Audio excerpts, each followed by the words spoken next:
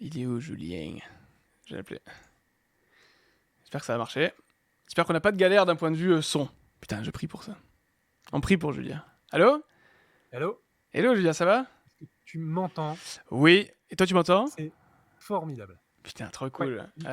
Alors, je vais allumer ma caméra, comme ça tu me vois bien aussi. Ouais, je vais allumer la mienne, comme ça, tout le monde se verra. Alors non, c'est C'est pas formidable. Julien Lepers, hein, je vois déjà dans le chat. Je crois en tout cas, à part si... Je vais sortir les fiches.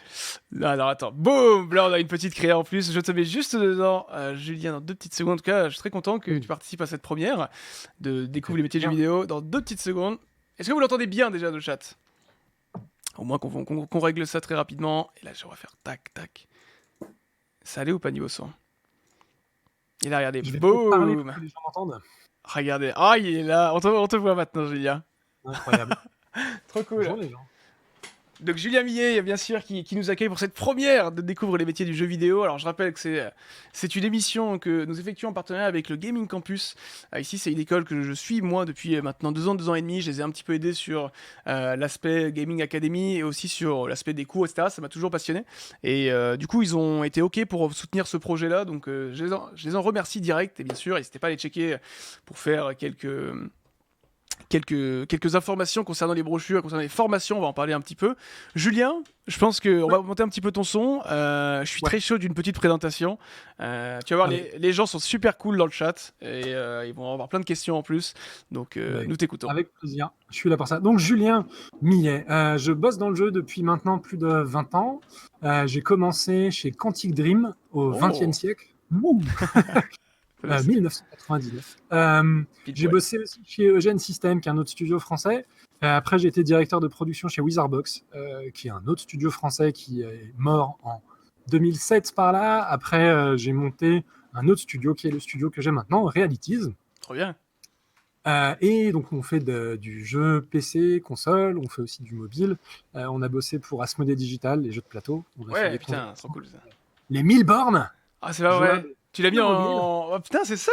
Trop bien. Ouais, c'est nous. Ok. Donc on a fait le Milborn, on a fait aussi d'autres jeux, on a fait de la réalité virtuelle pas mal, qui est un marché qui est pas forcément évident pour le location base, enfin pour les endroits, enfin les salles Ouais, ça, d'arcade. ça marche bien d'ailleurs la VR overall. Parce que nous, je sais que sur Twitch, on l'utilise pas tant que ça en vrai, à part Ouais, parfois sur Beat Saber. ouais. Alors c'est Mais. super drôle à jouer, mais c'est vrai qu'en termes de marché, ça reste pour l'instant assez confidentiel. Je pense que l'un des problèmes, c'est surtout l'espace que ça demande. Ouais, Enfin, outre aussi le prix effectivement du matériel, même s'il diminue. ouais. Mais c'est vrai que je pense que, enfin moi, c'est un petit peu les soucis que j'avais et ce pourquoi on avait commencé à faire plutôt pour les salles d'arcade. C'est qu'au final, quand tu fais de la réalité virtuelle, tu as envie de te balader. Tu te retrouves dans ce monde comme ça, tu veux marcher. Le problème, c'est qu'autour de toi, ben, souvent, tu vas rentrer contre les meubles, les murs, C'est ça. Tout le monde les n'a pas un murs. palace de 500 Ouais, mètres carrés pour se exactement. balader. Mais en général, les gens, ils ont 2 par 2,50 m, ça fait 5 mètres carrés, soit l'équivalent d'une prison. Donc quand on te vend ça comme une espèce de liberté, c'est un petit peu paradoxal. Compliqué. Donc c'est pour ça qu'on était assez confiant sur l'avenir des salles de réalité virtuelle. Donc on avait pas mal investi dessus, mais malheureusement ça a mis un petit peu de temps à décoller. C'est un marché qui est pas évident. Et il y avait beaucoup de promesses qui étaient faites au niveau du matériel pour pouvoir avoir du sans fil, etc. Et c'est pas encore là. Donc C'est ça. même s'il y a quelques tentatives qui commencent, ça va mettre un petit peu de temps. Ouais, est-ce que ça marche bien pour les formations sur, par exemple, les pilotes de ligne, les pilotes de Formule Hmm. 1? Tu vois, c'est peut-être plus de quoi? Ouais, De l'AR, ouais, tu dis? Non, c'est clairement. de la VR, quoi? En fait, VR, c'est quand tu mets ton casque et que on te coupe du monde extérieur. Ouais. Réalité augmentée, c'est quand tu vas avoir une lunette genre semi-transparente qui permet quand même de voir le réel. Ok. Donc pour ça, la réalité augmentée, c'est super pratique pour énormément de choses. Pour faire par exemple du dépannage à distance, pour faire de l'aide à l'apprentissage. Je sais pas, des gens qui sont en train de travailler, d'intervenir sur des gros moteurs ou des choses comme ça, ils peuvent avoir la Ça, c'est trop visualisation des bien, pièces ouais. en 3D, pouvoir travailler. Donc ça, vraiment, c'est l'avenir. Ou même sur des chaînes logistiques où, en fait, quand tu regardes, tu as des QR codes. T'imagines le mec, je sais pas, par exemple, chez Amazon, enfin, il regarde les différents colis et du coup, il sait où est-ce que doivent être faites les livraisons. Ouais. Donc c'est vachement bien en termes industriels. Après, bon, bah, clairement, le matériel n'a pas encore d'autonomie. Enfin, il y a pas mal de problèmes de ce type-là qui vont arriver, qui fait que ça décollera plutôt d'ici 8-10 ans. En tout cas, pour le consumer market, c'est pas encore là. Parce que bon, les gens n'ont pas envie de tenir leur téléphone comme ça, c'est quand même pas super Ouais, fun. c'est clair. Donc c'est voilà, c'est un petit peu en attente. Donc nous, on revient sur de la créa un petit peu plus traditionnelle. Donc pour l'instant, on bosse avec différents partenaires comme Tactical Adventure, Ok. qui font un super RPG tactique qui s'appelle Solastar en ce moment. On leur file un petit Je- coup de main, C'est donc si vous c'est voulez plus quelque voir, chose, ça. c'est plutôt cool. J'ai J'étais dû en pas entendre juste. parler quelque part. Ça me dit quelque chose. Il y a quelqu'un qui a posé une question qui était intéressante. Rapidement, après on va parler de Game Only aussi, Ouais, qui est une Game autre Only aussi. partie de ton travail. C'est Hmm. combien de gens travaillent dans la société? Alors, il a écrit Jean, Jean. Je ne sais pas si c'est pour faire Et une on a petite blague. pas. Attention, c'est Ouais, vrai. Les gars, on accueille Julien quand même ça dans fait le genre. chat. On se connaît. Donc, je ne sais pas s'il veut savoir le nombre de gens qui s'appellent Jean ou le Ouais. nombre de gens, mais en vrai, moi aussi, je suis curieux. Combien de gens, mais avec un G, travaillent dans ta société et comment ça fonctionne un peu avec eux? Alors, bah, nous en ce moment, on est 4, mais Cool. après, ça dépend en fait des phases de Je production. m'attendais à 4000, tu sais, genre 4, c'est bien. C'est déjà bien, ouais. Non, ça dépend. En fait, tu peux avoir des opportunités de contrat assez. Enfin, Ok. ça dépend vraiment. À partir du moment où tu lances un projet, tu peux monter à 15, 20, 50 assez rapidement si jamais tu as des choses qui s'engrangent. Tu Donc, utilises des ça dépend vraiment de la prestations, chose. j'imagine, à côté, ou des prestataires qui te Ouais, permettent de développer plus vite ouais, quelque chose. Ouais. exactement. On peut se reposer sur des réseaux de partenaires. Enfin, on est un petit peu plus agile par rapport à ça et les outils permettent de travailler à distance. Donc, ça, c'est Nice. plutôt cool. Et pareil, question dans le Donc, chat, et après on enchaînera. Oui, pardon, tu voulais finir? Excuse-moi. non, c'est bon. Non, non, mais c'est par rapport aux études, c'est vrai, parce que comme on va enchaîner après sur le présent et le futur, j'ai envie de faire les questions Ah, en plus orientées passé, donc bonne ouais. question maintenant. Les études. Les études pour arriver à là, parce que bon, tu as du coup, bien sûr, un diplôme, je veux dire, lié à l'informatique, mais est-ce que c'est une école en particulier? Est-ce que c'est une branche en Alors, particulier? Comment est-ce que tu l'as découvert? il faut se rappeler du contexte historique, c'est-à-dire que j'ai j'ai été diplômé il y a quelques temps maintenant, donc les écoles de jeux vidéo n'existaient pas. Il y avait Internet Euh, quand même ou ouais, non, vaguement. il y avait AOL quoi, genre, on va dire. Vaguement, ouais, c'est un peu ça, ouais. Il y avait Free déjà. Ok, Non, en fait, moi j'ai fait une école d'intelligence artificielle, ok. enfin j'ai un diplôme d'ingénieur en intelligence artificielle et sciences cognitives, Tu peux dire le nom euh, ou? EPITA, Ok, ok. donc plutôt classique. Et derrière, j'ai fait une prépa Beaux-Arts et une formation en cinéma en parallèle.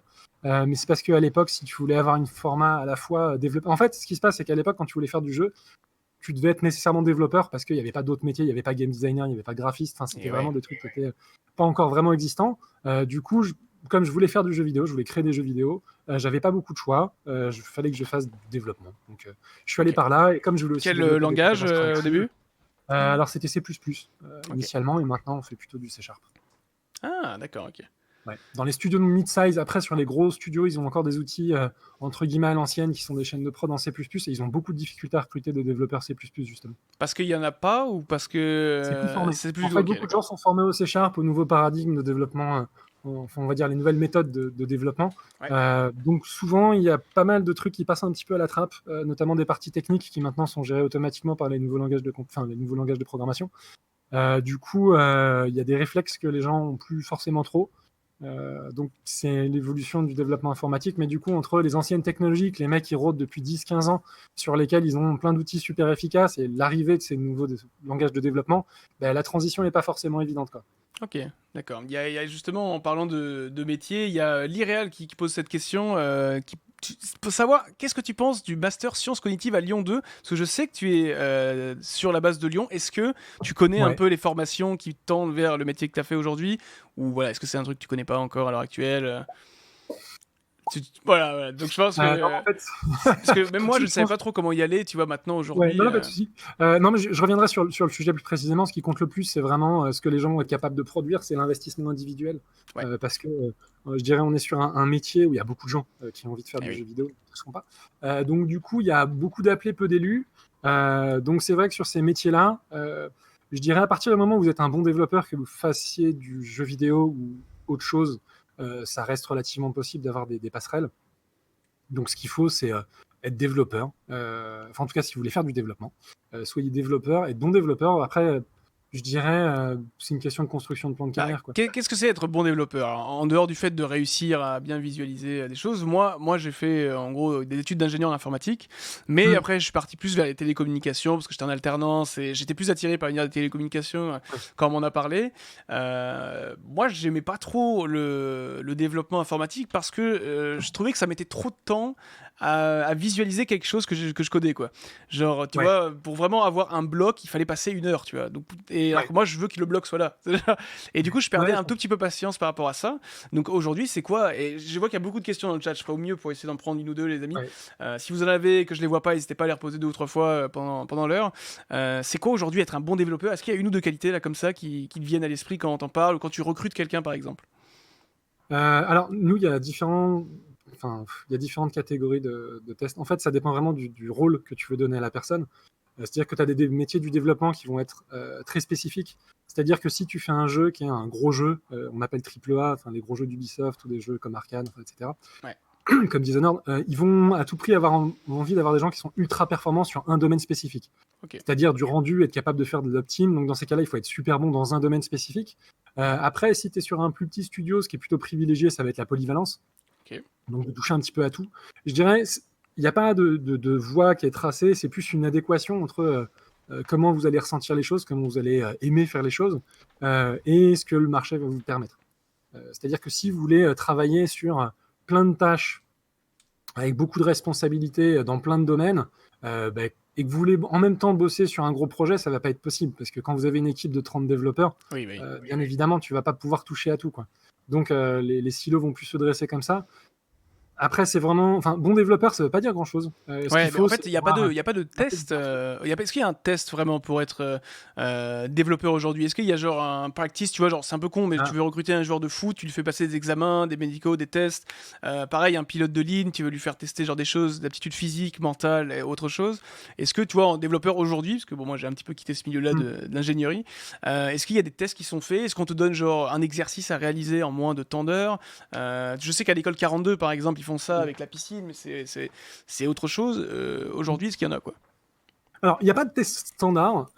Nous, par exemple, on a un test, on donne 2 heures à quelqu'un pour réaliser un truc. Ok. Après, ça nous permet d'avoir des. Enfin, c'est un petit projet assez simple qu'on demande de faire en 2 heures. Ça demande de voir si la personne connaît bien, parce qu'on travaille sous Unity, qui est une plateforme de développement. Donc, ça permet de voir Bien si la sûr. personne elle a bien l'outil en main. Ça permet de voir si son code est bien structuré, si elle a bien réfléchi, si elle a bien compris les enjeux. On regarde aussi du coup si la personne elle a plus fait un truc qui est joli ou un truc plus fonctionnel, enfin un petit peu quelle est sa personnalité qui transparaît à travers le code qu'elle a produit. Et puis, partie de ça, on regarde si c'est en adéquation avec nos besoins. Et ce qui compte beaucoup, c'est l'humain aussi. C'est-à-dire Oui, que bah tu peux oui. avoir des mecs qui sont super bons techniquement, mais si c'est des têtes de l'art, pour parler poliment, bien évidemment, on va tout de suite avoir quelques freins. Faut le dire, c'est des gros nazes. Faut le dire. Mais du coup, ouais, Voilà. tu y refrains aussi par la personne, parce que c'est vrai que c'est pas Ouais. évident parfois, hein, s'il y en a qui nous écoutent et qui ont l'ambition d'être manager ou chef d'entreprise. Moi, je le sais un peu avec ma boîte à côté avec Fleet. Trouver les bonnes personnes, c'est surtout matcher avec eux, quoi. Ouais. Matcher avec elles, genre évidemment le talent est là, mais il faut que tu te sentes à l'aise. Et parfois, des entreprises ou des groupes sont déjà un peu séparés, un peu distancés parce qu'il y a déjà l'humain qui bloque, quoi. Et c'est vrai que ça rentre en jeu. Donc en développement, je me pose la question s'il y avait des tests. Il y en a qui ont parlé de qualité d'être plutôt agile, de pouvoir coder rapidement aussi, mais ça veut tout et rien dire parce que si tu codes rapidement mais tu fais plein Ouais. de détourneries, c'est peut-être pas une bonne chose. Mm. Je pense que tu dois être surtout, c'est une qualité que j'aime bien, c'est ce que j'appelle être expert.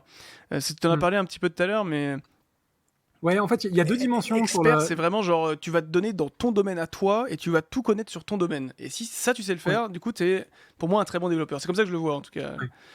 Bah, après, en fait, il y a deux dimensions. Souvent, tu as une dimension sur l'expertise de la personne, savoir à quel point est-ce qu'elle va être capable de maîtriser son domaine. Donc, c'est ce que je disais, par exemple, sur des métiers du rendu super spécifiques. Quelqu'un qui va optimiser à fond, c'est génial. Et tu as une deuxième dimension qui est une dimension humaine, où les gens vont être capables d'un petit peu mieux gérer les équipes. Parce que c'est aussi des envies qui sont différentes. C'est-à-dire qu'il y a des gens qui Oui. développent, c'est ce qu'ils kiffent faire. Ils n'ont pas envie de se retrouver à discuter avec des humains, à les gérer, tous leurs petits problèmes quotidiens, etc. Savoir, ça c'est une autre dimension. Et tout le monde n'a pas forcément les deux volets. Donc après, c'est des choix, je dirais, personnels qui sont faits par rapport à Bien ce que sûr. chacun ressent, quoi. Non, parce que les gens parfois oublient le côté humain aussi, tu fais bien Mm. de le rappeler, parce que c'est vrai que enfin, c'est 50-50, quoi. Tu peux prendre quelqu'un pour ses compétences, ses qualités, mais aujourd'hui, voilà, il faut que cette personne-là soit agréable à vivre en groupe, il faut qu'elle soit genre humainement genre chouette, parce que tu as envie de réaliser des projets avec elle, tu te sens un petit peu Mm. galvanisé par elle, ou au contraire, tu as envie de l'épauler, donc c'est vachement important. J'ai une question un peu plus globale, parce que bon, il y a des gens qui nous Ouais. regardent, évidemment qui connaissent un petit peu moins l'univers des jeux vidéo. Question très bête, alors moi j'ai un petit peu la réponse, mais comment est-ce qu'on construit et fabrique un jeu vidéo? Quelle est Ah, l'importance de la progression informatique? Est-ce que tu te dis, voilà, j'ai une feuille blanche, j'ai envie de faire Assassin's Creed Odyssey, est-ce que je peux? Comment ça marche en gros réponse dans la non. grande idée? Voilà, réponse non directe. Euh, En fait, il y a différents paramètres. Le premier, en fait, ça va être. Enfin, on va faire simple. Ok, on va Simple. prendre un cas simple. Si tu veux faire un jeu, tu vas avoir trois éléments. Le premier, ça va être tout ce qui est éléments graphiques, donc c'est tout ce que tu vois à l'intérieur du jeu. Tous les éléments que tu vas voir, que ce soit des personnages, des décors, des effets spéciaux, des menus, tout ce que tu vois avec tes yeux, ça a été créés par des graphistes. Ça, c'est le premier point. Premier métier. Donc, les métiers du graphisme. Deuxième, ça va être les métiers du game design. Ça va être les mécaniques de jeu. C'est-à-dire comment est-ce que les bonhommes interagissent entre eux. C'est-à-dire tu as ton personnage que tu joues, que tu déplaces. Quand tu appuies sur des boutons, il va faire des actions. Ces actions-là, il faut définir le système de règles, c'est-à-dire le nombre de points de vie, le nombre de points de vie qu'ils ont, le nombre de dommages qu'ils vont faire. Enfin, tous ces éléments que tu vas pouvoir trouver, ce que font chacune des interactions. Par exemple, je sais pas, tu joues à Fortnite, ça va être qu'est-ce qui se passe quand tu tapes, tu vas gagner des ressources, qu'est-ce que te permettent de te faire les ressources, quelles sont les boucles de jeu, enfin, trouver un petit peu quels sont les choix créatifs. Donc ça, c'est la partie plus, les mécaniques de jeu, c'est le game design, qui inclut aussi tout ce qui est création du niveau, c'est-à-dire où est-ce qu'on va mettre, je sais pas, les covers, où est-ce qu'on va mettre les hauteurs, tel mur, telle pierre, telle échelle, ouais. C'est le qui est lié avec le level design dans l'idée. Exactement. Ok. Parce que là, c'est la deuxième partie. C'est vrai que ça joue beaucoup, hein, même on le voit, hein, typiquement sur un jeu, parfois, vraiment un pur jeu de nous, qu'on joue beaucoup compétitif. Le game design a tellement d'importance, même les graphismes, parfois, les points de HP, les points de vie, non, c'est pas grave, c'est juste le fait de kiffer la sensation de jouer, quoi. Donc ça, c'est crucial, clairement, ça fait partie. C'est vrai que souvent, les joueurs, ce qu'ils voient, c'est l'état final du game design, mais il y a un petit peu toutes les étapes intermédiaires qu'il peut y avoir entre les deux. Je prends l'exemple d'un jeu qui s'appelle Flower, qui est un jeu où on joue des espèces de pétales sur PlayStation, qui est un jeu qui est sorti il y a quelques temps. C'est de Jason Chen, qui est un game designer très connu pour être ultra créatif. Okay. Je vais peut-être mettre, pendant que tu parles, je vais nous mettre la vidéo, je pense. Ouais, de Flower. C'est un jeu qui est sorti au début de la PS3. Je fais un peu de rétro gaming. Comme ça. Carrément. Et qui justement est vachement impressionné, parce qu'il avait un côté très poétique. Et tout le monde, beaucoup de gens l'ont demandé en fait quelle était l'approche créative qu'il avait employée pour pouvoir arriver à ça. Et en fait, à la base, c'était censé être un jeu de mini-golf. D'accord. Grandement évolué. Parce que justement, quand tu commences à travailler sur un jeu, tu sais pas forcément exactement ce que ça va donner. Entre l'idée que tu fais une projection sur papier et ce que ça donne derrière, ça n'a strictement rien à voir. En fait, il a eu l'idée de base et il a décidé de changer au dernier moment. Ok, là, je suis dessus. Ouais, est-ce que tu rajoutes des trucs? Tu dis, bon, ben là, en fait, un jeu de mini-golf, il y en a plein. Tu as envie de faire un truc un peu... Enfin, tu cherches les sentiments que tu veux exprimer dans le jeu, c'est-à-dire tu veux un truc qui soit assez poétique, avec des beaux décors, et tu dis, qu'est-ce que je vais pouvoir faire? Est-ce qu'un jeu de mini-golf, c'est ce qu'on veut vraiment? Ce qu'on veut, c'est plutôt se balader dans un endroit où c'est beau. C'est magnifique au passage, ton exemple. Petit, en fait, quand tu fais évoluer ton principe, tu te rends compte que au final, les bases que tu cherches, la façon dont tu veux les véhiculer, ça prend une autre voie. Alors tu testes des trucs. Alors bon, là, j'ai pris un exemple un peu extrême. Hein. Ouais, mais au moins ça illustre complètement ton propos. Alors là, j'avoue que je vais laisser peut-être la vidéo en fond pendant que tu me parlais. Et vous allez voir, on a quelques petites créas aussi sur le marché des jeux vidéo. On en parlera, on a un petit peu de temps encore. Donc, vas-y. Donc voilà, ça c'est la deuxième. Et après, tu as le troisième corps de métier qui sont les métiers du développement, donc programmeur. Et là, tu as plein de types de programmation parce que entre l'idée et la volonté, c'est-à-dire entre une idée de gameplay qui est de dire quand je vais appuyer sur la gauche, mon bonhomme va marcher à gauche. Donc ça, c'est l'idée, mais après, il faut que ça marche. Ouais. Donc pour faire en sorte que ça marche, les développeurs vont permettre de créer tous les éléments qui vont rendre ça possible. C'est-à-dire de dire que quand le joueur il appuie sur la manette, tu as le personnage qui va tourner à 90 degrés, marcher de telle et telle vitesse. Donc il va créer un système qui permet après au game designer d'avoir des paramètres qu'il va pouvoir ajuster. D'accord, ok. Et t'as pas parlé trop de son le son, pas trop important. Alors en fait, j'ai fait court parce que oui, bien sûr, t'as plein de dans la création de jeu, t'as énormément de métiers supplémentaires qui vont arriver. Son et musique sont bien évidemment super importants.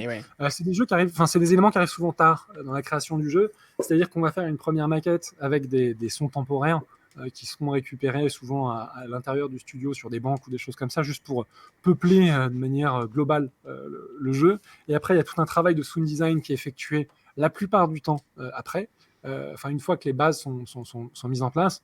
Pourquoi? Parce que quand tu veux créer ton environnement sonore, si tu as rien qui marche, en fait, tu sais pas vraiment ce que tu vas faire en termes de cohérence, en termes parce que un jeu vidéo, ça se construit petit à petit. Donc, faut pas oublier que quand tu fais ton premier niveau, tu sais pas du tout ce à quoi va ressembler le reste du jeu. T'as encore beaucoup d'inconnus en termes de gameplay, de maniabilité, de ce que tu vas mettre comme élément qui fonctionne bien. Donc, le sûr. son ne peut pas être fait à ce moment-là. Il faut attendre que le jeu soit un minimum avancé pour pouvoir commencer à le peupler et donner une dimension sonore. Donc, ça, ce sont des métiers qui arrivent plus tard, qui sont faits en général par des gens dont c'est le métier, effectivement, J'espère. qui sont plutôt ingé son ou Parce qu'il y a, compositeurs. il y a deux, trois personnes dans le chat qui me disaient, et voilà, on oublie toujours le son, comme d'hab, on nous oublie nous. Apparemment, il y a peut-être un running gag des gens du son, bon, ils disaient ça en rigolant, Alors, mais ouais, c'est ouais, vrai que non, non. c'est vrai que c'est pas la première partie initiale. Genre, t'y penses En dès fait, que t'as l'idée principale, ouais. quoi. En fait, la raison pour laquelle on le met en séparé, c'est parce qu'ils interviennent de façon. Enfin, ils interviennent rarement pendant toute la production. Ça fait partie des métiers qui sont en complément. Et c'est vrai que si on veut faire simple, on fait plus simple. Enfin, là, j'ai pas parlé par exemple des métiers du management, j'ai pas parlé des métiers support, j'ai pas parlé du QA, enfin du quality assurance, les gens qui vont chercher les bugs. Il y a plein de métiers dont je parle Eh pas oui. pour essayer de garder des choses un petit peu simples. Parce qu'après, effectivement, parce qu'il y a aussi les métiers de la communication, il y a les métiers de l'éditeur, il y a les métiers, enfin les business développeurs, les gens qui vont permettre que les studios vont aller montrer le jeu auprès de leur éditeur pour qu'ils puissent être convaincus et l'acheter. Il y a toute une flopée de métiers. Pour donner un petit peu un ordre d'idée sur la région Auvergne-Rhône-Alpes, dont je connais bien les chiffres, on a Ouais, 2400 emplois directs sur la création de jeux. Si quand on même. prend les emplois indirects, on passe à 9000.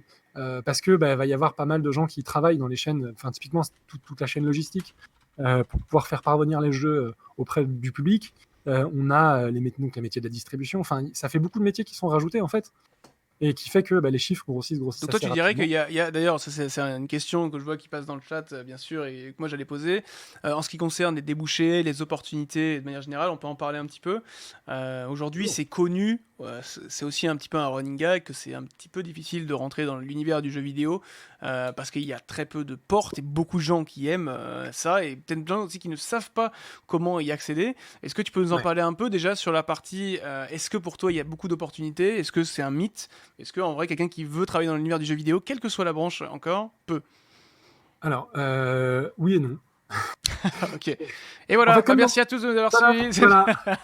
Non, mais en fait, c'est comme dans C'est tous pas les tout de métiers de suite. passion. Le truc, Ok, c'est que t'as vas-y, plein de dis-le. gens t'as beaucoup de gens qui vont adorer bosser dans le jeu vidéo, adorer l'idée de bosser dans le jeu vidéo. Ouais, Mais le truc, c'est qu'il y a beaucoup de gens qui ont cette même envie. ok. Donc, c'est comme les métiers du cinéma, d'acteur. Enfin, c'est qu'il y a beaucoup de monde qui peut y aller. Euh, donc, faut se dire qu'on est face à une concurrence qui est internationale, parce qu'il n'y a pas que la France qui fait des jeux vidéo, bien évidemment. Il y a le Québec, il y a les États-unis, il y a la Mais Chine, on il est y a bon, mais on est bon. l'Europe de l'Est. On est bon. On On est est bon. bon, mais on n'est pas les seuls à être bons. Malheureusement. Donc, du coup, il y a une vraie concurrence internationale. Donc, la France, même si elle a des bons, enfin, elle est connue pour avoir des très bons graphistes, des très bons ingénieurs. En tout cas, c'est son socle connu mondialement pour ça. Je parle en dehors du milieu du jeu vidéo, au niveau du cinéma, on sait qu'en effets spéciaux, on est des brutasses, et dans l'animation aussi. Bref, il y a beaucoup de débouchés pour les gens qui ont atteint le niveau de maturité nécessaire. Ouais, Euh, les gens qui ont vraiment du talent, en général, n'ont pas de difficulté à marcher dans le milieu du jeu vidéo. Le problème, c'est que pour arriver, parce qu'il y a deux choses, il y a le talent et il y a le travail. bien Il sûr. faut à la fois avoir le talent et avoir fait tout le travail qui est nécessaire pour pouvoir atteindre et sortir de cette zone. Alors c'est vrai qu'en fait, au début, c'est un petit peu ça, c'est que tu as plein de gens qui veulent faire le milieu du jeu vidéo. Après, c'est une pyramide, hein. Et Plus tu oui, montes, tu écumes, quoi. Ou même du sens inverse, nous, quoi. on va chercher clairement. Honnêtement, Ah oui, quand on pose une annonce, c'est vrai qu'on va avoir 50-100 candidatures. Mais les gens qui ont un profil vraiment jeu vidéo, qui montrent dans leur book quelque chose qui a vraiment du talent, tu te retrouves de 50 CV, t'en as plus qu'une dizaine, quoi.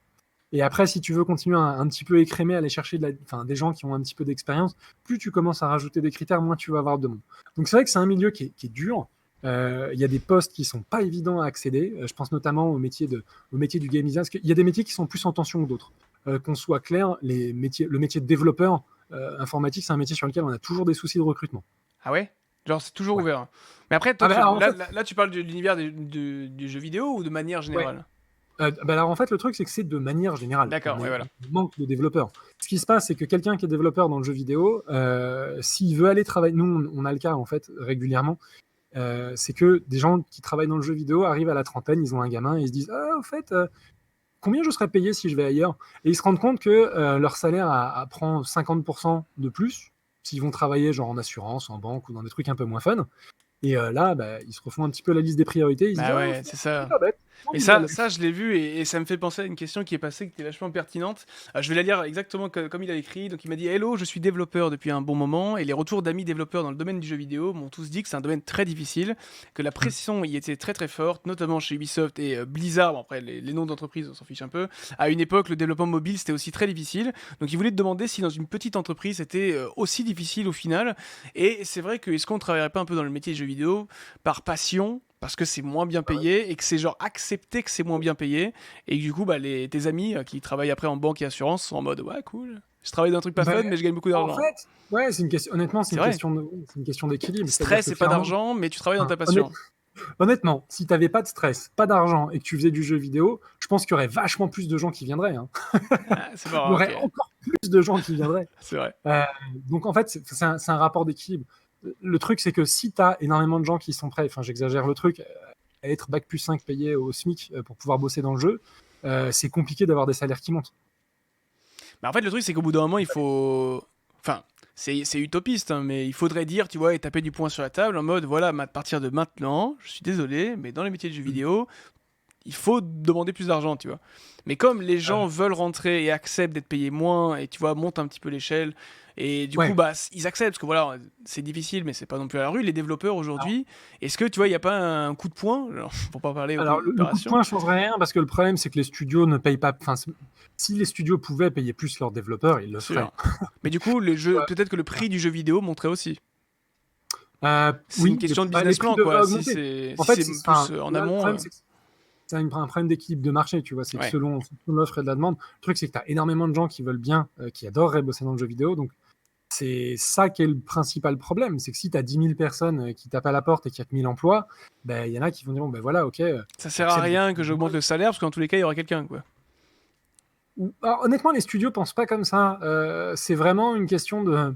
Enfin, dans la chaîne de valeur du jeu, c'est-à-dire qui touche combien d'argent, les studios, ceux qui créent les jeux vidéo, Ouais. sont vachement la dernière roue du carrosse. D'accord, ok. Donc du coup, Qui est-ce ils ne qui se met roulent pas mieux, sur pour l'or. comprendre un peu? Hein. Qui est-ce qui se met le mieux dans cette chaîne, tu dirais? Bah, plus tu montes, plus ils se mettent bien. D'accord, ok. C'est-à-dire les éditeurs se mettent mieux que les studios, clairement. Après, c'est pour ça qu'il y en a qui s'autoproduisent et qui vendent leurs jeux directement en Ça sert. téléchargement. Après, enfin, éditeur, c'est quand même un métier, c'est-à-dire qu'il faut faire de la promo, enfin, il y a des risques qui sont pris de la part des éditeurs, parce qu'un éditeur ne fait pas qu'un jeu, il fait une quinzaine de jeux en même temps, et là-dessus, il y en a un qui va faire un carton et qui va absorber pour les pertes des autres. Donc, il faut quand même une certaine assise financière ou une certitude du succès si tu veux te lancer dans l'auto-édition. Ouais. Après, tu vas avoir les chaînes de distribution qui vont se faire de l'argent. Enfin, tout le monde se prend sa petite com, quoi. Putain, c'est dingue, en vrai. Ah, c'est vrai qu'il y a... Il y a vraiment... Enfin, c'est très complet comme sujet et ça intervient et ça pique à différentes échelles aujourd'hui. Et ça me fait penser, je rebondis sur une question que vient de poser quelqu'un. Euh, genre... Putain, je vais te la tourner autrement. Est-ce que, tu vois, il faut...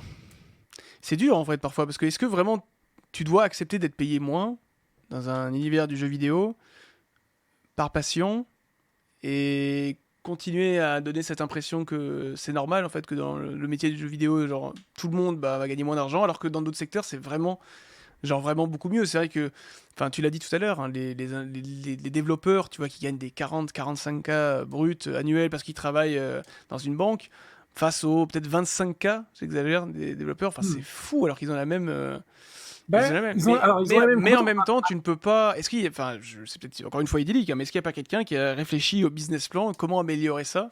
Peut-être garder le prix du jeu vidéo le même, parce que c'est vrai que ça fait du mal parfois de lâcher 70 € dans un jeu vidéo. Je veux dire, tout le monde le sait. Mais pourtant, c'est le travail qui est demandé, c'est fou, donc c'est normal.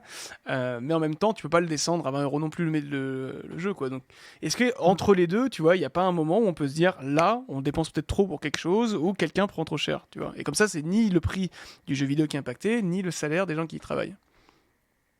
En fait, honnêtement, est-ce que la vie est injuste? Parfois, la réponse est oui. Je pense que You got it, you got it. on peut pas faire complètement preuve de naïveté si tu es en concurrence avec le monde entier. Le truc, c'est que tu peux pas. Je trouve ça assez égocentré de demander ça, de dire moi, je veux vivre de ma passion, faire un petit peu ce que je veux et être super bien payé, indépendamment des conditions de marché. Enfin, le marché, pour le coup, existe aussi pour une raison, c'est que c'est une adéquation entre une offre et une demande. Si tu mets ton jeu, honnêtement, les jeux sur Steam, personne n'empêche les studios de mettre 25 € à la place de 20 €. Mais ce qui se passe, c'est que moi, je sais que les joueurs, si je mets, par exemple, on a fait un jeu qui est sorti, un jeu VR, on l'a mis à 10 €. Je sais que si je le mets à 15 Tu €, veux je me le dire le vendrai nom nettement. pour qu'on check sur YouTube, peut-être une vidéo s'il y a un trailer ou... Il était en early access, c'est BitBlocks. On l'a sorti en early access sur Steam, on l'a mis à 10 €. Beatblocks, tu as dit? BitBlocks VR, ouais. Beatblocks. C'est une espèce de Tetris en volume. Ok, cool.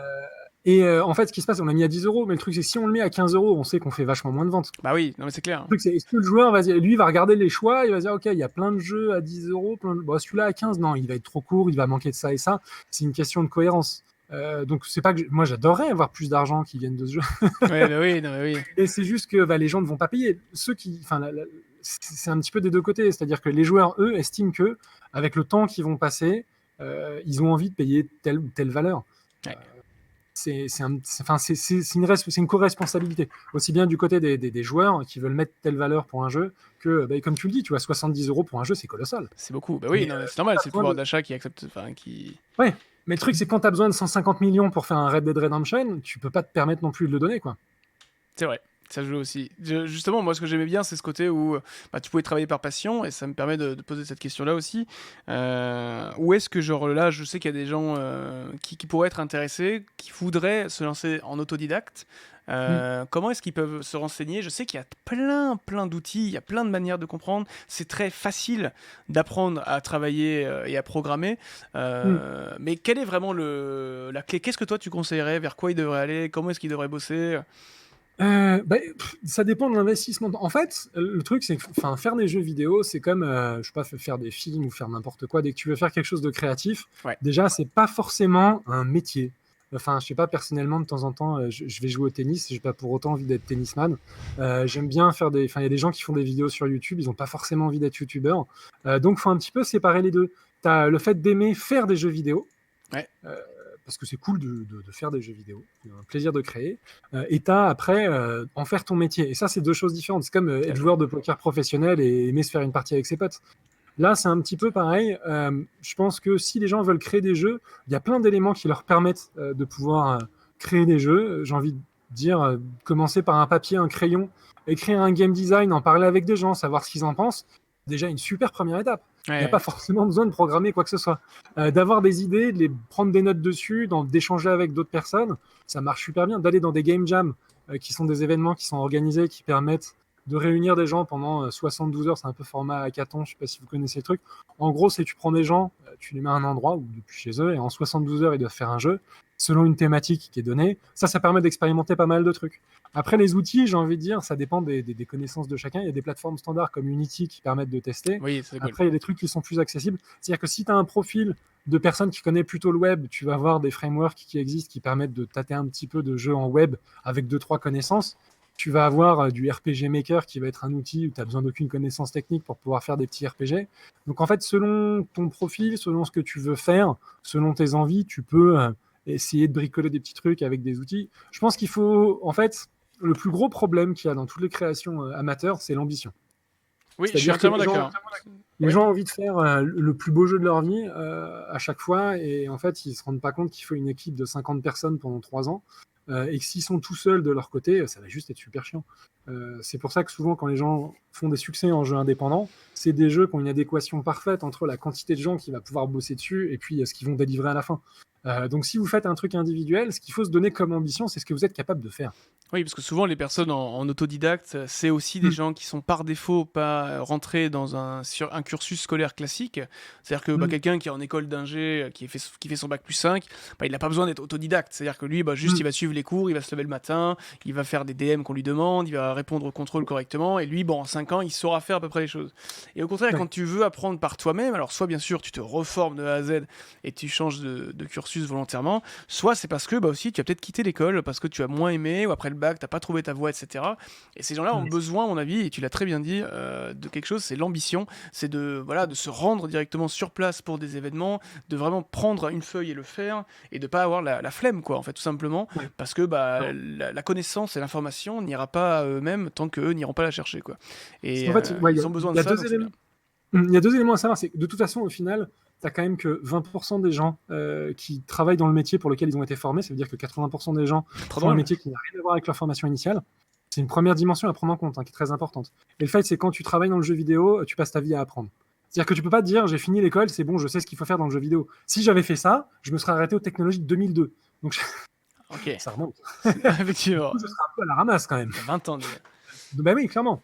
Donc, quand tu veux t'assurer une longévité dans cette industrie, évidemment, tu es obligé constamment d'apprendre, de découvrir de nouveaux outils. Et la formation initiale, ce qu'elle te permet, c'est juste te donner ton niveau de base, sur lequel après tu vas t'entretenir. Et le truc, c'est qu'il faut une vraie discipline personnelle qui est extrêmement dure à avoir quand tu es tout seul. Monter des projets, savoir où est-ce qu'il faut apprendre, avoir une vision complète de ce que donne une éducation, c'est pas évident. Donc après, je pense pour les gens qui sont autodidactes, il vaut mieux essayer d'aller dans une école comme 42 pour avoir une formation de base que d'essayer d'apprendre par soi-même, parce qu'honnêtement, je pense qu'il faut à la fois être brillant pour réussir à apprendre tout seul tout ce qu'il y a à apprendre. Oui, il y a l'exemple de. Après, je connais pas leur Faut background, mais courage. Stardew Valley, Minecraft, c'est les deux qui me viennent un peu à l'esprit, mais genre c'est trop rare. Genre c'est trop rare. C'est comme Oui. si Ah on bah te oui. dit genre si tu vas apprendre à jouer au foot, bah regarde Zizou quoi. Enfin je veux dire, Ouais. tu vois c'est Ouais. pareil pour moi. C'est tu peux Non. pas, t'es obligé de passer par les étapes. Et en parlant Non. de formation d'ailleurs, toi je sais que tes parrains et aussi donc je le rappelle pour les gens qui viennent de nous rejoindre. Déjà merci d'être présent, presque 4000 sur le stream. C'est quand même trop cool. Mhm. Cette émission est poussée et aidée avec le Gaming Campus et aussi Mhm. GTech. Il faut qu'on en Ouais. parle un petit peu parce que bon, moi je les ai aidés un petit peu sur la partie G Academy, donc Mhm. qui met en avant des joueurs de League of Legends ou bien de FIFA ou de Fortnite. Il leur met une grosse pression au niveau de l'entraînement et j'ai trouvé ça vachement cool. Et d'ailleurs, si vous êtes fan de League of Legends, peut-être que vous connaissez, il y a des joueurs de la Kameto Corp ou bien du FC Nantes eSport qui font partie et sont sortis de la G Academy. C'est des gens que j'ai un petit peu aidés. Akaban par exemple qui faisait partie de la Kameto Corp. Mais sinon, il y a aussi donc Gaming Business School, il y a donc G-Design, G-Tech et G-Academy. Et je crois que toi, tu es parrain de G-Tech. Donc, c'est une école sur plusieurs années. Et je pense qu'il y a des gens qui seraient intéressés pour en avoir parlé un petit peu sur mon stream ces dernières semaines. Qu'est-ce que G-Tech aujourd'hui? Comment ça fonctionne? Si moi, je veux rentrer dans cette école, comment est-ce que ça se passe, quoi? Je vais nous mettre le Ouais. site en même temps. Alors, ouais. Bah écoute, après, là, ce qui se passe, c'est ils essaient de bien faire les choses, dans le sens où c'est jamais évident de monter une nouvelle formation. Il y a toujours des craintes qui sont présentes par rapport à ce que va pouvoir donner l'entreprise à terme. Après, Gaming Campus est très motivé pour essayer de, enfin, et réussir à bien rentrer dans l'écosystème, à se nouer des bons partenariats, parce que mine de rien, l'accompagnement des élèves pour pouvoir franchir les étapes, de trouver des bons stages, c'est quand même crucial pour pouvoir avancer.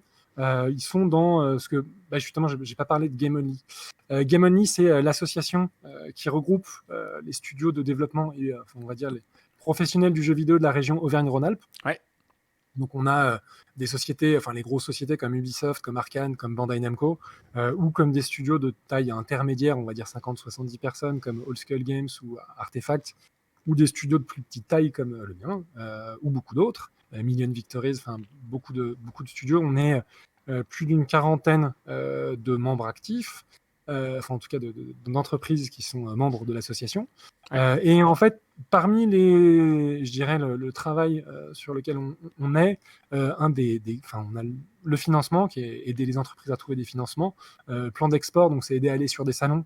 Grâce Ok. à la région Auvergne-Rhône-Alpes, que je remercie au passage, on peut prendre 80% des coûts d'export, ce qui permet à des sociétés, au lieu de payer, parce que quand on va sur un salon, il faut payer quelque chose comme 4 000 euros pour avoir un stand. Oh oui, Ça, je l'ai vu ça il y a pas longtemps. et ouais. Et donc, ça permet de le faire à 500 euros, ce qui est quand même plutôt Ah cool. ouais, c'est clair. Donc ça n'a rien à voir. Ça permet à beaucoup de petits studios qui ne pourraient pas autrement de s'exporter sur des éléments comme ça. Donc ça permet à des studios de voir des éditeurs qui pourraient que très difficilement voir autrement. Donc c'est super important pour nourrir comme ça l'écosystème. Troisième point justement, c'est le volet, enfin il y a un volet animation de filière qui consiste à faire en sorte que les studios se connaissent entre eux, et le volet formation, dans lequel Ok. on discute avec les écoles pour être sûr qu'ils soient câblés sur les besoins des professionnels. Parce que quand on fait une école, c'est une formation qui va prendre 3 à 5 ans. Oui. Et mine de rien, 5 ans dans le jeu vidéo, c'est énorme. C'est quasiment une génération de consoles. C'est-à-dire qu'entre le moment où tu rentres dans une école et le moment où tu en sors, tu passes de la PlayStation 3 à la PlayStation 4. Ça, c'est fou, en vrai. Mais je pense même à la 4 à la Switch, fin. hein. La Switch qui a révolutionné pas mal de choses, de supports et de manières Et, de consommer le jeu ouais, vidéo. exactement. Avec ce Tu peux double avoir dock, des casques de ouais, ouais. réalité virtuelle qui arrivent et qui créent des nouveaux marchés. Tu peux avoir la réalité augmentée, c'est ce dont on parlait. Ça paraît super C'est futuriste, clair. mais quelqu'un qui rentre dans son école dans un ou 2 ans, ou qui est peut-être en seconde, enfin, ou première maintenant, d'ici à ce qu'il sorte de l'école, le jeu vidéo, c'est dans 7 ans. Donc, C'est ça, hein. ça n'a plus rien à voir. Donc, ça fait le futur. Moi, je me souviens, en télécom, c'était un petit peu pareil quand j'étais en école. Genre, je travaillais sur la 3G essentiellement. Enfin, j'étais Ah bah, 2G, 3G sur la couverture de site. ouais. Et en fait, il y avait la sortie de la 4G qui arrivait à fond.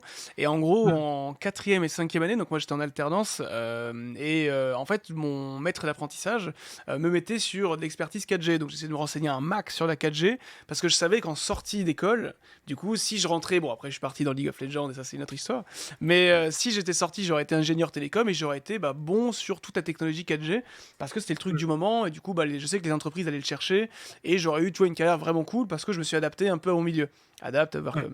Donc c'est vraiment une notion à prendre en compte et c'est vrai que ça te permet aussi de garder toujours l'esprit ouvert sur les différents choix. Alors j'essaie de prendre une ou deux questions dans le chat parce qu'il y en a beaucoup.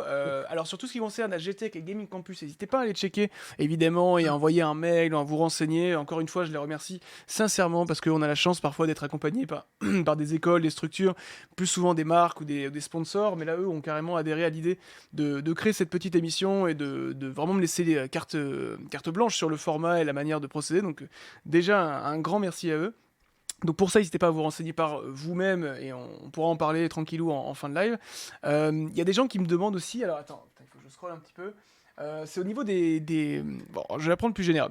Si on crée un jeu vidéo demain, qu'on soit développeur, qu'on soit une boîte, qu'on soit dans l'envie, etc. Aujourd'hui, quel type de jeu vidéo est le plus convoité qu'est-ce que les Français, par exemple, consomment, les Européens? Est-ce que, genre, plutôt, il faudrait faire un jeu Switch, type Zumba? Est-ce qu'il faudrait faire un jeu super hardcore, tryhard, e-sport? Est-ce qu'il faut faire un Fortnite-like? Est-ce que, tu vois, est-ce que, déjà, ça, il y a des petites clés aujourd'hui pour y répondre? Ou est-ce que c'est un petit peu plus dur? Je finis juste avant de te laisser la parole, parce que je sais qu'il faut toujours avoir 1, 2, voire 3 années d'avance avant que l'envie arrive. Je le pense, bien Mm. sûr, avec les Battle Royale, avec Fortnite qui est arrivé, H1Z1, PUBG, ils sont tous arrivés un par un, ils se sont engouffrés dedans, jusqu'à, au final, dès qu'il y avait un Battle Royale, on en rigolait. Même Tetris 99, tu vois, on parlait de Tetris Battle Royale, enfin voilà. Aujourd'hui, nous, dans notre milieu, on a aussi les Battle Chess, donc avec Dota, League of Legends, enfin Riot Games, on a les FPS aussi. Mais dans les jeux un peu plus casus, donc pas à dimension compétitive, est-ce qu'il y a quelque chose qui ressort un petit peu du lot? Est-ce qu'on doit s'orienter vers quelque chose dans les prochaines années? En fait, honnêtement, je n'ai pas de boule de cristal. Attends, je vais Bien réfléchir. sûr, non mais oui, Hmm. j'ai pas de réponse toute faite. Je pense qu'il y a plein de gens chez les Julien éditeurs l'avait là, qui dit, sont les en train de dire, gars. attends, où est-ce que l'argent va être? Où est-ce que l'argent va être? Non, ça marche pas comme ça. En fait, ce qu'il faut pas oublier, c'est que tu peux être seul et faire un carton si tu fais un petit jeu casual et qui est joué par des millions de gens. Euh, c'est arrivé, on a vu des succès de gens qui se sont retrouvés millionnaires en faisant un jeu casual et pouf, ça a marché du jour au lendemain. Et tu as des studios qui ont fait des jeux qui coûtaient des millions et qui ont perdu plein d'argent. Donc la question, c'est un équilibre assez complexe à trouver. C'est-à-dire que une idée de jeu en tant que telle n'est pas forcément rentable parce que ça dépend combien elle t'a coûté pour le faire. Ouais, c'est ça. Ah, il Donc y a il y des a pas petits jeux là, il y a un petit jeu qui s'appelle Game Developer, un truc comme ça, un jeu Steam. Je sais pas si tu vois lequel c'est. je crois. Putain, j'ai oublié le nom. Vous allez me C'est trouver en Game deux Dev secondes Studio, le un truc chat. comme ça, non? Ouais, Comment Game ça Dev s'appelle? Studio. En Ouais. gros, j'y ai joué un petit peu. C'est Mm. exactement ça, quoi. C'est genre Game Mm. Dev Tycoon. Tycoon. Merci beaucoup, les Oui. gars. C'est un super jeu qui, Mm. voilà, qui te dit genre quel par exemple budget tu veux allouer à ton marketing, à ton commercial. Est-ce que tu veux plus un jeu genre type mobile, un jeu plus sur une console, est-ce que tu veux sur Mm. PC? Enfin, j'adore. Ah, mais franchement, Et c'est c'est un bon super exercice intéressant. peut-être pour déjà les étudiants qui veulent s'y lancer. C'est ce que j'allais dire, ouais. C'est un super bon exemple pour pouvoir comprendre un petit peu quelle est la complexité de la réalité. Enfin, c'est ce que j'adore dans le jeu vidéo typiquement, c'est que là, en jouant à un jeu comme ça permet de comprendre quelque chose qui est extrêmement complexe au final. C'est-à-dire que quand on fait un jeu, il y a tous ces paramètres-là qu'il faut prendre en compte pour essayer de comprendre bah, quel est le mindset à choper pour pouvoir créer des jeux comme ça. Et typiquement, en fait, Si tu prends l'exemple de Supercell, la façon dont ils ont Ouais, fonctionné, ce qui se passe, c'est qu'ils avaient, enfin, je schématise un peu le truc, ils avaient levé 20 millions de dollars, ils ont coupé en deux, ils ont dit 10 millions de dollars pour faire des jeux, ils ont fait 10 jeux qui coûtaient chacun 1 million. trop drôle. Ils ont fait un soft launch, ça veut dire qu'ils ont lancé dans un seul pays, ils ont lancé 10 jeux. Il y en a 8 qui ont fait des fours, il y en a 2 qui ont marché, qui étaient Hay et Clash of Clans. Et en fait, avec les 10 millions qui leur restaient, ils ont fait 10 millions de pubs et de commercial pour pouvoir récupérer des joueurs, faire de l'analyse, de l'analytics, etc., etc.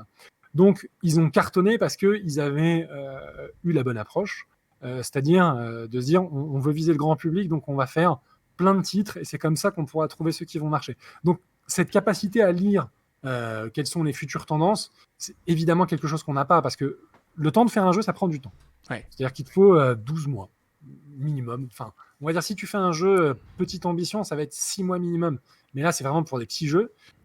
Si tu veux avoir plus, mine de rien, faire un Battle Royale, ça prend quand même au minimum un an et demi. Enfin, 12 à 18 mois pour faire un petit truc, mais déjà, il faut avoir une bonne base. Donc clairement, si tu t'y mets aujourd'hui, ça veut dire que ton jeu, il n'est pas sorti avant fin 2021, quoi. C'est ça qui est Donc fou. forcément, il faut avoir une vraie capacité à lire à l'avance, et c'est le métier de l'éditeur. C'est lui qui va regarder quelles sont les tendances à venir en se disant ah mais c'est vrai que ça fait depuis longtemps.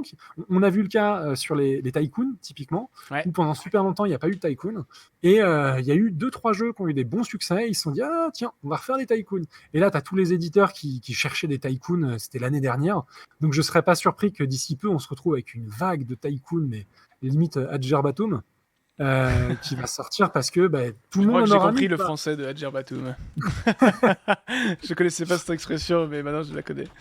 Mais- Ouais, parce que genre après, il peut y avoir une overdose, quoi, aussi. Et Ah bah justement, complètement. tu peux te renseigner ou pas sur ce que font les autres studios? Est-ce que genre il y a ce Non, côté un peu caché, bah, toujours? évidemment. Ah, c'est Bah fou oui, ça en vrai. Imagine, bah, genre évidemment. tout le monde sort le même jeu, la même idée au même moment. Il y a pas un moment où il y a genre une balance, tu vois, genre qui Ben, s'effectue, genre ah eux ils sortent ça, du coup je vais m'adapter encore une fois. en fait, non, parce que le truc, c'est que enfin, tout le monde ne peut pas avoir la même idée en même temps. Enfin, c'est une idée nouvelle et qui cartonne, personne va avoir la même en Ah même ouais, c'est temps. ça qu'il faut. Soit tu refais un truc qui a déjà marché, genre, hey, on va faire un Battle Royale, ça m'a l'air d'être une bonne idée parce que j'ai vu tel truc qui cartonne. Là, effectivement, tu surfes sur la vague et puis tu arrives un peu tard. Mais tout le monde va pas se dire, attends, imagine, je sais pas, c'est les jeux de baston qui cartonnent. Ouais, Ça veut dire faut pas qu'aujourd'hui, il adapter. faudrait que tous les éditeurs qui se disent en même temps, hey, ici on faisait un super jeu de baston. C'est improbable. C'est improbable. Putain, c'est fou. Donc, c'est pour ça qu'en parlant d'années, moi, bien sûr, alors, si vous avez des questions dans le chat, dans tous les cas, est-ce que les gens peuvent par hasard te contacter quelque part déjà, au moins, ou t'envoyer un petit message, ou te Ouais, voir à un stand? Alors, n'hésite pas. je pense pas que on va te donner ton mail pour avoir toutes les questions du chat, parce qu'il y en a beaucoup, mais ils peuvent te retrouver dans tous les cas sur Twitter, peut-être? Au moins, ils peuvent t'envoyer Sur un, Twitter, non, sur LinkedIn. LinkedIn, voilà, c'est une question sur LinkedIn, je pense que ça peut être cool. Moi aussi, parfois j'ai des petites questions sur LinkedIn et c'est mieux d'y répondre dans un cadre précis, tu vois, parce que sinon Hmm. ça va être costaud. Que les gens soient pas surpris si je mets longtemps à répondre, mais en général, je traite à peu près toutes Normal, les demandes. c'est cool. Sur l'évolution du poste de développeur de manière générale, on a parlé Ouais. du fait que ça peut vachement évoluer parce que les technologies évoluent, etc. Est-ce que tu penses que quelqu'un aujourd'hui qui rejoint une école de développement est sûr d'avoir un métier, est sûr que ça va être dans le bon sens, que c'est une bonne idée d'aller dans cette branche aujourd'hui? Alors, en développement, ouais. Ok, En ça fait, c'est que cool. je donne, pour expliquer, moi, c'est un avis que je donne souvent parce qu'il y a beaucoup de gens qui savent pas trop. Ils se disent, ah, j'ai envie de bosser dans le jeu vidéo, ça a l'air cool. Donc, tu as des métiers de la créa comme designer qui sont super intéressants parce que tu as l'impression d'avoir plus de pattes créatives dessus. Après, ce qu'il faut voir, c'est que tu as une notion de risque qui est assez importante. Je veux dire, notamment sur un plan de carrière. C'est-à-dire que si tu fais une formation spécifique game designer, tu as un risque qui est assez élevé. Parce que imagine, tu te dis, ah, finalement, je veux plus faire de jeux vidéo. Ben, ta formation Eh oui. initiale elle est dans le game design, donc tu n'auras pas forcément de compétences complémentaires. Si tu es graphiste dans le jeu vidéo, tu peux trouver d'autres métiers de graphiste ailleurs, dans le cinéma, dans l'animation, enfin, tu as au moins un truc qui s'élargit un peu. Si tu es développeur et que tu fais vraiment des métiers du développement, l'avantage, c'est que on est tellement en dèche de développeurs, pas dans le jeu vidéo, mais C'est fou globalement, ça en vrai. que du coup, tu trouveras facilement un job. Donc, le conseil que je donne à tous ceux qui savent pas trop, qui disent, ah, j'hésite peut-être à bosser dans le jeu vidéo, faites une formation de Arrêtez. développeur. Parce que clairement, on est développeurs, on en aura besoin pour les 20-30 ans à venir. C'est une certitude. Donc comme ça, au moins, vous avez un métier où si au final, vous dites, ouais, finalement, le jeu vidéo, c'était pas top, bah au moins, vous serez bien payé, puis vous aurez une vie Voilà, tranquille. vous êtes développeur et en banque, tu vois, sur un software Voilà, qui sert à la banque, et t'es bien, quoi. Donc voilà. vraiment, Exactement. c'est la meilleure chose. Il y Et- a aussi sur la question j'essaie de prendre quelques questions du chat, parce qu'il y a tellement de questions vraiment passionnantes. Vraiment, merci en tout cas de poser des questions. J'aimerais bien, vous savez que je suis genre très interactif avec vous les gens, mais je peux pas prendre toutes les questions. Il y en a qui sont très précises. Mais c'est par rapport à l'entité donc homme versus l'entité femme dans le métier des jeux vidéo. La question va être très simple pour moi. C'est est-ce que il y a vraiment beaucoup de filles qui travaillent? Est-ce que deux, les filles sont genre acceptées, tolérées, genre facilement parce qu'on sait que c'est un métier très worker, etc. Comment ça se passe un petit peu à ce niveau-là? Parce que c'est vrai que dans ces métiers de jeux vidéo, on se dit toujours, ah, on aimerait bien avoir plus de femmes, quoi. Et est-ce que toi, t'as rencontré des problèmes, juste peut-être, comment ça se passe à ce niveau-là, quoi? Alors, honnêtement, le problème, il est à la base. C'est-à-dire que si je poste une annonce enfin, typiquement sur un poste de développeur, sur 50 candidats, je vais peut-être avoir une femme, voire deux. Ok. Donc, Ouais, à donc partir nous, de on là, est, on est super chaud pour faire de la discrimination positive. On est très content quand on voit des candidates. Après, sur des métiers du graphisme, il y en a plus, proportionnellement. Euh, et après, sur les métiers, ouais, créa en game design, il y en a aussi un petit peu. Mais c'est surtout les métiers du graphisme ou les métiers support en RH ou des métiers de ce type-là.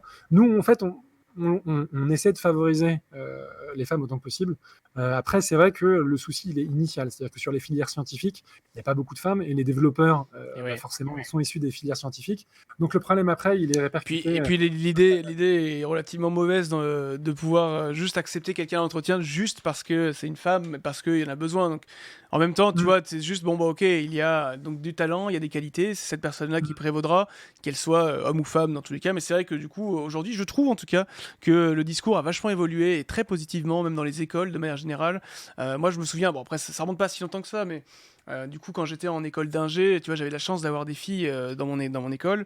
Et en vrai, j'avais des camarades de classe très bienveillants. Et genre, on était tous en mode, tu vas y arriver, on était avec toi, mais on considérait cette fille comme vraiment un ami avec qui on va tout défoncer. Et pas, ah, t'es une fille qui travaille dans les jeux vidéo, du coup, dans Ouais. l'informatique, ah ouais. Donc, et ça, j'ai trouvé ça vraiment bien. Et c'est de mieux en mieux, je trouve, à l'heure actuelle. Donc, bah, en tout cas, on continue d'encourager En fait, ça.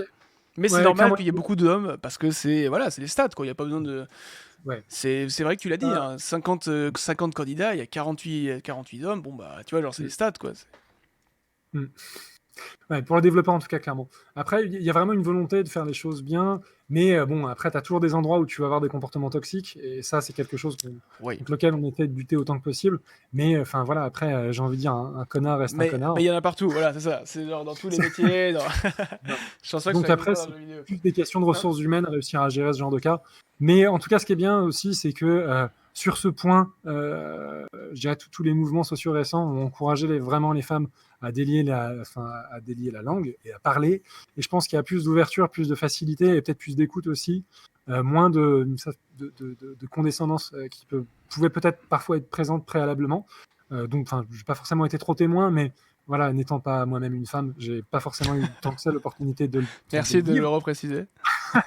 Non, mais honnêtement, c'est vrai, je pense que ça fait partie aussi Enfin, pour avoir conscience d'une discrimination en tant qu'homme blanc, c'est quand même assez compliqué de ressentir vraiment ce que ressentent les personnes qui sont victimes de discrimination. Je suis d'accord. Donc je pense enfin voilà, l'ayant pas vécu directement, je peux pas savoir comment ça peut se manifester. Et parfois, il y a des choses qui sont de manière très implicite où on se rend pas compte. Et quand on est au courant et qu'on fait attention à ces petites choses-là, on se rend compte que de temps en temps, il y a des petites remarques qui ne passent plus. Enfin, Ouais, c'est très bien dit. l'évolution, Je suis entièrement d'accord avec tout ce que tu as dit. conscientisation. Il y a aussi, alors j'essaie de traiter quelques petits sujets différents pour aider un peu tout le monde. Quelqu'un qui a 28 ans aujourd'hui, qui a envie de peut-être se réorienter. Est-ce qu'il peut rejoindre une école? Est-ce qu'il devra apprendre par lui-même? Est-ce que, je pense que la réponse est non, mais est-ce que je ressens t'y connaître vraiment dans le métier du jeu vidéo, mais en ayant une formation très accélérée de 3 ou 6 mois avec toi par exemple, est-ce que cette personne-là qui est brillante dans un autre domaine peut apprendre à développer pour toi et uniquement dans ta boîte, tu vois? Alors en 6 mois, non, honnêtement, c'est quand même compliqué. Après, ça dépend de d'où part la personne. Ok, Si c'est un développeur à la base et qu'il veut se mettre aux jeux vidéo, ça dépend de ce qu'il a la possibilité d'apporter. Si c'est du réseau, il pourra peut-être trouver un job plus orienté sur du réseau dans les jeux. sûr. S'il fait du C++, honnêtement, ça peut vachement intéresser des gros studios. Si après c'est quelqu'un qui a pas de formation de développeur et qui veut devenir développeur jeux vidéo, là, Il faut au moins passer par une entrée, enfin, pardon, une formation qui permet, ok, obligatoire, parce que j'ai vu quelqu'un qui en a parlé juste avant, donc bosse un peu maintenant. Ouais. Ça En dépend fait, que de toi. honnêtement, c'est vraiment pas une question de méchanceté. C'est juste que quand on pose une candidature et qu'on a 50 personnes qui répondent, on est assez pragmatique. C'est-à-dire que s'il y a des gens qui sont compétents, motivés, qui nous montrent qu'ils en voulaient à fond, c'est vrai qu'on va les voir. On va pas se dire, ah, je vais donner sa chance à celui du fond qui a jamais fait de jeux vidéo. C'est clair. J'avoue, humainement, c'est triste quand t'es la personne du fond, mais nous, enfin, Il faut accepter que c'est normal, quoi, aussi, tu vois, genre, ouais, c'est... voilà, exactement, ouais. Donc il Je... faut montrer d'autant plus sa motivation, faire des game jams, développer des jeux, montrer des protos. Plus on est capable de montrer qu'on en a, mais grave, sévère, plus on a possibilité de réussir, quoi. Trop cool, j'aime bien cette idée-là. Euh, alors, est-ce qu'il n'y a pas une petite dernière Ah, c'est intéressant. S'il y a deux questions qui peuvent être intéressantes, on peut commencer à conclure sur ça, parce que ça fait déjà presque 1 heure, hein, ça passe vite. C'est comment se passent les financements et investissements pour le démarrage d'un jeu vidéo. Par exemple, pour ta société ou pour de manière générale une société. C'est-à-dire que moi, imagine, genre j'ai 2 potes, on a une bonne idée de jeu vidéo, on pense être bon, on pense être talentueux. Aujourd'hui, quels sont les accès, si tu t'y connais un petit peu. Ouais. Comment est-ce que je peux contacter quelqu'un? Est-ce que je dois faire une levée de fonds? Est-ce que je dois faire des concours? Comment ça se passe? Est-ce que tu aimes les nouilles? Ouais. Il va falloir manger des nouilles pendant assez Ouais, longtemps, d'accord, ok, globalement. merde, putain. Alors, je préviens les Ouais, potes aussi. c'est mode étudiant, hein. Non, honnêtement, c'est une des grosses difficultés, clairement, mais c'est une difficulté par laquelle tous les studios vont passer. C'est-à-dire que tu vas devoir t'autofinancer sur une première partie, au Ok, moins pour développer un prototype qui soit, enfin, qui ait de la gueule. Ce qui se passe, honnêtement, c'est assez logique. C'est-à-dire que tous ceux qui vont avoir des fonds, ils prennent des risques. Donc, ce qu'ils veulent, c'est être sûr qu'ils vont pas trop en prendre. d'accord. Plus tu es junior, moins tu as de la caution pour montrer que tu vas être capable de mener ton projet à bout, moins on va te donner de chances de pouvoir y arriver. Si tu as un track record, que tu as déjà monté des studios, que tu as vendu des sociétés, que tu as cartonné, C'est les mecs ils facile. vont te faire En fait, confiance, bien moi évidemment. je l'imagine, le schéma simple, c'est de travailler dans un univers du jeu vidéo classique, genre jusqu'à peut-être 30 ans. À 30 ans, Ouais. tu as fait tes preuves, tu as du galon, Mhm. tu as de l'expérience que tu apprends très vite dans ce milieu-là. Et à 30 ans, Mhm. tu crées ton jeu, si tu en as envie. Et là, Ouais. du coup, bah, tu vas arriver à 32 ans, tu vas dire, yo, bah voilà, j'ai fait ça, ça, ça. Et là, on va Mhm. te croire. Et on va dire, ok, j'ai envie de t'aider, je pense, hein. Ouais. Ouais, clairement. Ça marche exactement comme ça. C'est-à-dire qu'une fois que tu as montré que tu as appris, parce que honnêtement, enfin, quelqu'un qui sort d'école, qui n'a pas fait grand-chose, qui n'a pas essayé encore grand-chose, honnêtement, on se rend pas compte tant qu'on l'a pas fait. Il y a 1 milliard de mal le faire et de se planter, enfin, 1 milliard de façons de mal faire les choses et de se planter. Et ouais. Donc clairement, tant qu'on n'est pas confronté à ces problématiques-là, on va manquer d'expérience et on va prendre toutes nos chances d'aller droit dans le mur, parce que les gens qui nous donnent de l'argent sont quand même des gens qui n'ont pas envie de le perdre. Quelque part. En tout cas, tout ce qui est banque, investissement de ce type-là, ils vont clairement regarder si la personne va vraiment pouvoir mener ce projet-là. Donc, il faut montrer enfin, ouais, des éléments concrets. Donc, si vous êtes junior, il faut développer un beau proto, quelque chose de bien. Et plus vous êtes junior, plus il faut montrer que vous avez fait quelque chose. Après, les financements, il y a des aides qui sont régionales, il y a des aides au CNC, Centre national de la cinématographie. Ce que je vous Ok. invite à faire, Ah dans tiens, ces cas-là, c'est de écoutons. vous rapprocher de vos associations locales. À peu près dans chaque région, il y en a une, que ce soit Game Only sur la région Auvergne-Rhône-Alpes, que ce soit Cap Digital, pardon, je suis arrivé, Capital Games sur la région Île-de-France, que ce soit Push Start sur la région bordelaise, que ce soit. Enfin, il y en a plein. En fait, il y en a une par région C'est quasiment, dingue ça. où il y a des bassins d'emploi. Donc, n'hésitez pas à aller vers chacune de ces associations. Elles sont là pour ça, en fait, pour vous aider. C'est des gens qui sont du milieu du jeu vidéo, qui sont pleins de bienveillance, qui donnent de leur temps gratuitement. Pour ma part, c'est le C'est cas trop comme bien. pour à peu près tous les gens des assos régionales qui veulent que leur écosystème fonctionne pour donner leur chance à des petits jeunes qui ont envie de venir ou des petits vieux qui font du jeu vidéo depuis longtemps et qui veulent de Dans l'aide. leur coin et qui veulent t'aider, ouais, ça. Exactement. Donc, on est là pour aider les gens à structurer leur projet et maximiser leurs chances de réussite. Putain, trop stylé, trop stylé. J'aime beaucoup. En tout cas, c'est plein de bons messages et plein de positifs. La dernière question, Julien. Après, on va te laisser parce que c'est vrai que ça fait déjà l'heure. Tu joues à quoi? Toi, tu joues à quoi quel est ton petit Alors, plaisir sur téléphone, sur PC? euh, Moi, je veux savoir quel type de joueur J'ai tu es, deux Julien. types de, j'ai deux types de plaisir. Le Ok. petit plaisir de je veux me détendre 5 minutes et j'en ai marre. Et là, j'avoue, je suis assez addict à Brawl Stars. D'accord, trop drôle. Ok. Ouais. Donc le jeu J'ai un sur personnage. mobile qui a été développé un peu en combat 3v3 par Ouais, Supercell par ou... Supercell, Ouais, ça. exactement. Donc je Je suis vais un mettre... gros squatter. Ouais, je suis à Il y a plus peut-être de des 1000 gens 000. qui jouent à Brawl Stars sur, Ouais. sur le stream. Moi, je savais qu'il y a eu un moment, alors bon, ça te parlera peut-être pas, mais Domingo, Dwight, etc., ils jouaient genre vraiment souvent, il y a peut-être Hmm. quoi, 1 an et demi, et en vrai, ça a l'air d'être un super jeu, Brawl Stars, Ouais, très rapide, enfin, hein. honnêtement, c'est un jeu qui se joue rapidement. Ça prend 5 minutes quand tu veux te décompresser après 2 heures de call. Tu dis, tiens, un petit Putain. Brawl Stars. Tu prends 3 minutes. Après, tu peux repartir bosser comme il faut. Et après, ben, en fait, moi, mon métier, je suis plutôt des métiers de la créa. Je suis dire créa dans le studio. Du coup, je joue à tous les types de jeux possibles. Ah oui? Là, j'ai fait Plague Tale il y a pas longtemps. J'ai joué à Plague Tale Baba Is- Innocence? Ouais, Ah, il est exactement. C'est génial. On absolument l'a fait en incroyable. live, il est vraiment, vraiment incroyable. Et c'est une équipe absolument géniale. Plague Tale Donc, Innocence qui a gagné aussi les plein de Pégases plaisirs. avec Ouais. tous les concours qui étaient mis en place. Ils ont gagné énormément, donc n'hésitez pas à Mm. aller faire Plague Tales Innocence si vous avez l'occasion. Comme le dit Julien, C'est c'est un vraiment super génial. jeu. C'est le dernier que j'ai fait. Là, en ce moment, je joue à. Mince. Je joue à beaucoup trop de jeux, en fait. Donc t'es Non, plus, j'ai fait, plus PC quand j'ai fait même Darkest ou... Dungeon sur Switch, mais là, je l'ai arrêté. Et là, je suis en train de chercher un jeu à, à jouer. J'ai pas encore de next game. Ah, mais tu connais peut-être Teamfight Tactics? Non. Ah, J'ai regardé un c'est... peu que tu streamais ça juste avant. Ouais, mais je suis pas ouf, pas ouf. Non, non, c'est un petit Ouais. jeu. Bah, si un jour t'as besoin d'un coach, Julien, tu me dis. Non, mais bien sûr, je blague avec toi. C'est un petit jeu auquel je joue souvent depuis maintenant 1 an, qui est plus un jeu genre type échec où tu as une Hmm. économie, t'achètes tes unités, tu peux les positionner, tu dois battre les 7 autres personnes qui y a en face. Mais bon, si un jour t'y penses, tu m'envoies un Yep. petit message et je pourrais Bon, t'aider un après, petit j'ai peu. peur que ce soit chronophage. C'est le genre de jeu comme ça. J'en ai un auquel je joue de temps en temps, mais Ouais. j'ai pas. Ouais, j'ai du mal à. Enfin, j'ai squatté StarCraft 2 pendant super longtemps. Tout ce qui Oh, est jeu génial. compétitif, en fait, j'en fais qu'un à la fois. Et j'en ai pas plus d'un à la fois parce que ça demande tellement de temps. Parce qu'en fait, c'est des jeux qui sont intéressants quand tu vas Et profondément dans le oui, voilà. gameplay, que tu sais quel On est match-up pareil, faire. Julien. Voilà, exactement. Donc, mais je peux pas avoir 30 jeux comme ça où je joue à donf. Du coup, comme je suis obligé de rester enfin, en termes professionnels, de jouer à tous les jeux qui peuvent se faire, qui marchent bien, tous les incontournables, pour avoir des références, parce que mine de rien, je joue pas forcément que à ce que j'aime. Je joue aussi pour avoir des références et pour travailler avec mes game designers et puis avec les autres développeurs qui connaissent très bien le jeu, enfin les jeux, pour pouvoir voir un petit peu Tu es les bonnes obligé de idées. t'ouvrir l'esprit, voilà, tout le temps et Exactement, pas rester. En fait, tu peux pas rester que Julien. Tu dois rester Julien qui doit prendre des idées tout le temps de tout le monde pour pouvoir être exactement, un meilleur Julien. Si j'ai bien résumé ça. exactement, exactement. Bon, en tout À cas, tous les niveaux, c'est ça. Tous être des merci, meilleurs. merci Mais beaucoup, c'est pour ça Julien. qu'on aime faire du jeu vidéo et que je suis toujours aussi passionné depuis 20 Mais ans on le que je ressent. passe ma vie Je sais pas si à vous le jouer. ressentez vous aussi, mais ça transpire la passion. Vraiment, je le dis sincèrement, et c'est pour ça que c'est un plaisir de t'avoir écouté pendant 1 heure. Merci encore pour ton temps. Voilà, c'est la fin de Ben, l'émission. merci. Du J'espère coup, avoir apporté des informations intéressantes aux gens et oh ouais, n'hésitez pas à me je pense. contacter s'il y a d'autres questions après. Ce Un petit sera dernier message, ouais, forcément. que tu as envie de dire aux gens par rapport au métier. Je te laisse le dernier mot. Alors, honnêtement, si ce que vous aimez, c'est les jeux vidéo, trouvez un métier où vous n'avez pas trop de taf à faire, comme ça vous pouvez continuer à jouer.